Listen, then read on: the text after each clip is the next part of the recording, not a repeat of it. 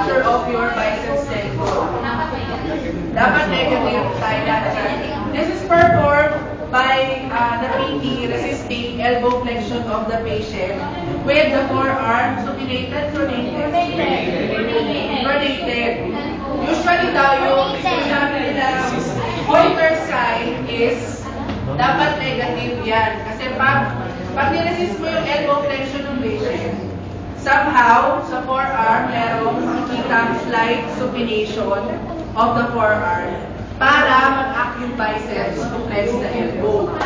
Kapag ruptured yung biceps tendon mo, hindi mo makikita yung pointer sign. So what you do is just to resist elbow flexion of the patient. Somehow makikita mo may supination component yung pag-flex ng elbow. Kasi nalaman yung biceps tendon mo. Ano ulit yung